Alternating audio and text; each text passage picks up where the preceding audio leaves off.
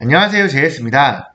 네, 지난 영상에 빌라라도 사야 한다는 제 영상에 빌라를 누가 사냐고 패가망신한다는 댓글이 정말 많이 달렸는데요. 하지만 저는 확신하고 있어요. 지금 무주택자라면 빌라라도 사야 한다고 생각합니다. 아마 지금 무주택자로 있다면 더 안 좋은 상황을 맞이하게 될 거예요. 당연히 좋은 아파트, 똘똘한 한 채 사면 더 좋겠죠. 하지만 초년생들이나 돈 없는 일반적인 서민들에게는 꿈만 같은 이야기죠. 모두가 똘똘한 한 채가 좋다는 이야기를 하고 강남과 용산 같은 지역의 최고급 아파트만 좋은 상품이라고 이야기를 합니다. 실제로도 지금까지 빌라는 사도 오르지가 않거나 가격이 떨어지거나 팔기 어려워서 애물단지가 되는 경우가 정말 많이 있었어요. 우스갯소리로 반려빌라 하나 장만한다 이런 얘기도 나오는 게 현실이긴 했습니다. 하지만 앞으로는 정말 많이 달라질 거예요. 너무 많은 이유가 있지만 그 중에 가장 크게 영향을 미칠 세 가지 정도만 들어서 이야기 드려보도록 하겠습니다. 네, 먼저 하락한 전세가의 회복입니다. 빌라는 가격을 알아내기가 아파트보다 한참 더 어렵습니다. 아파트처럼 평형이나 환경이 획일화되어 있는 것도 아니고요.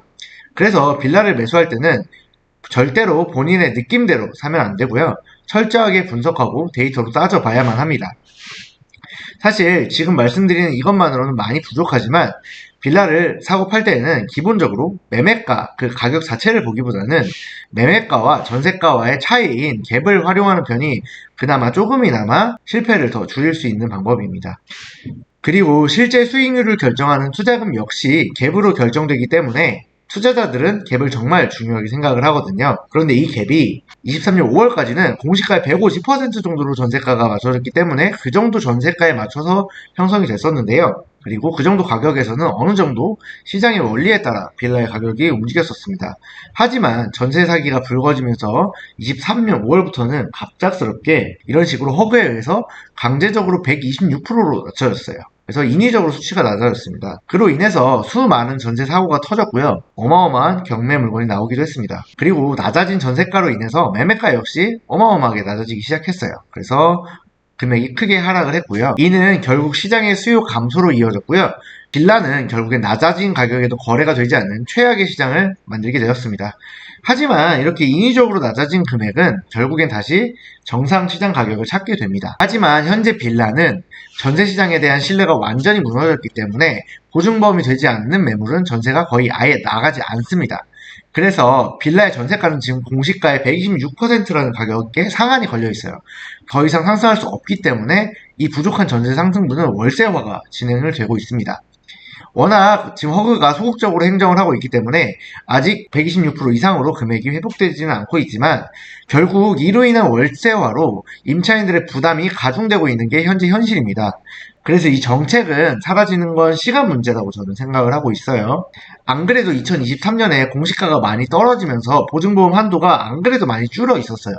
근데 그 상황에서 갑작스럽게 126%라는 정책의 부작용으로 인해서 극소수의 전세 사기를 치던 사기꾼들 뿐 아니라 정상적인 95%의 선량한 임대인까지 모두 쓰러지고 있는 게 현재 빌라 시장의 현실입니다. 누가 이 시기에 임대인을 하려고 하겠어요. 결국 임대인이 사라지게 될 겁니다.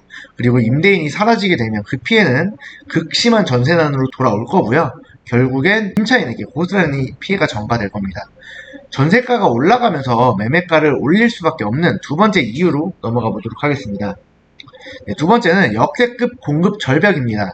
사실 대한민국은 아파트 공화국이라고 해도 될 정도로 모두가 아파트만을 좋아해요. 그래서 아파트만이 주거시장의 전부인 것처럼 모두가 이야기를 합니다. 하지만 아무리 모두가 아파트를 좋아한다고 해도 서울 국민의 전부가 아파트에 살 수는 없겠죠. 절대요. 절대 불가능합니다. 통계를 한번 보겠습니다. 네, 2022년 기준 서울의 가구 수는 410만 가구예요. 410만 가구인데 지금도 늘어나고 있어요. 그런데 아파트는 겨우 185만 가구밖에 되지가 않습니다. 그런데 여기서 더 중요한 건요. 여기서 진짜 실제로 우리가 살고 싶어하는 아파트다운 아파트는 이 185만 가구에서 한 절반 조금 넘는 정도밖에 되지 않는다는 이야기예요. 볼게요. 요런 빌라같이 생긴 요런 거, 그리고 요런 거, 요런 거. 이런 걸 보시면 아파트라는 생각이 드시나요? 하지만 처음에 보았던 이 통계에서는 이 185만 호 속에는 저러한 이런 빌라 같은 아파트들이 모두 섞여 있습니다. 그렇기 때문에 실제적으로는 서울 가구의 과반이 아니라 3분의 2 가까이가 B아파트에 거주하고 있다고 해도 무방할 정도입니다.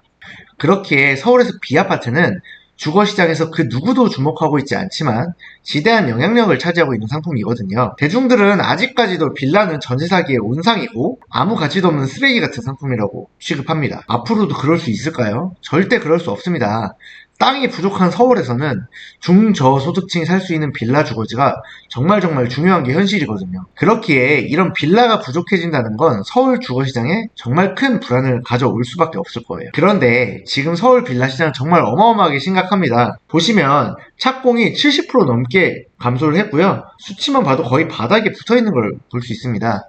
하지만 지금까지 부동산에 관심을 좀 가져보신 분들이 아파트의 공급량을 많이 이야기하는 건 보았어도 빌라의 공급 이슈로 인해서 빌라의 가격이 오른다, 이런 이야기나 이론은 거의 들어보기 어려우셨을 거예요. 왜냐면 빌라는 인허가부터 준공까지 10개월이 걸리지 않는 정말 패스트푸드 같은 그런 아이거든요. 그렇기에 공급이 부족해서 가격이 오를 것 같으면 건축업자들이 미친듯이 땅을 사서 지어대기 시작합니다. 워낙에 서울 빌라는 미분양도 생각보다 잘 나지 않았고요. 분양이 안 된다면 전세 맞추면 투자금 전부를 회수할 수 있는 정말 리스크가 작고 수요가 많은 그런 상품이었거든요. 그런데 지금은 상황이 정말 많이 달라졌어요. 2020년도까지 평당 공사비가 450이면 너끈하게 짓던 빌라가 이제는 최소 850에서 900 정도는 생각을 해야 빌라를 지을 수가 있어요. 그리고 여기에 빌라 원재료인 토지 가격과 금융비용, 철거비까지 모두 계산을 해보면 스리룸 기준으로 5에서 6억 정도 이상 분양이 되지 않는다면 사실상 빌라를 지었을 때 수지타산이 나오지 않는 게 현재 상황입니다. 누가 요즘에 빌라를 5, 6억 주고 사겠어요. 그리고 아무도 사지 않는데 어떤 바보가 지으려고 하겠습니까? 그래서 이제 당분간 신축 빌라는 분양이 되기가 정말 어려운 상황이에요. 그래서 공급이 부족해도 빌라 업자는 당분간 빌라를 짓지 않을 거예요. 다시 원활하게 분양이 되려면 어떻게 해야 될까요? 네, 땅값이나 공사비가 내려가거나 실제로 수지타산이 나올 정도로 구축빌라의 가격들이 오를 때까지 공급은 멈출 겁니다. 그리고 이건 이미 통계로도 확인이 가능합니다. 여기 보신 것처럼 80% 이상 인허가가 줄어들어 있고요. 그리고 지금 인허가 물량을 보더라도 현재 지금 유지되고 있는 서울 빌라의 가격은 1년에 2만에서 3만 가구 사이에서 꾸준하게 지어가면서 유지해왔던 그런 가격이에요. 근데 올해 통계를 보면 3,000채예요. 3,000채. 3,000채 미만으로 건축이 될 것으로 예정이 되어 있습니다. 이 넓은 서울 전역에서 한 달에 10채 미만이 지어질 정도인 상황인 거예요. 사실상 빌라의 공급이 거의 없다고 봐도 무방할 정도입니다. 2, 3만 가구씩 공급이 되면서 유지되던 가격과 거의 0에 수렴하는 현재 시기에 과연 빌라의 가격이 같게 유지가 될 수 있을까요? 아무리 수요가 줄어든다고 해도 공급이 이렇게까지 줄어드는데 과연 버틸 수가 있을까요? 아마 하반기와 내년의 전세 대란은 아파트보다 오히려 B아파트 쪽에서 더 크게 올 거라고 생각하고 있어요. 이게 달리기 시작하는 순간에는 이제 전세, 월세, 매매 할 거 없이 빌라 정말 크게 오를 거라고 생각하고 있습니다. 네, 그리고 이미 일반 매매 시장에서는 어느 정도 가격이 우상향하는 움직임이 보이고 있습니다. 사실 좋고 누구나 좋아할 만한 저렴한 매물은 많이 빠진 게 현실입니다. 그럼에도 아직 좋은 기회가 우리에게 많이 남아 있어요. 마지막 세 번째 이유와 지금 잡을 물건들에 대해 더 중요한 내용이 많이 남아있어요. 하지만 시간 관계상 다음 영상에서 마저 다루도록 하겠습니다. 내용이 이어서 듣고 싶으시다면 구독과 좋아요, 알림 설정을 해주시고 기다려주세요. 좋은 내용으로 돌아오겠습니다. 네, 오늘도 좋은 하루 되세요. 감사합니다.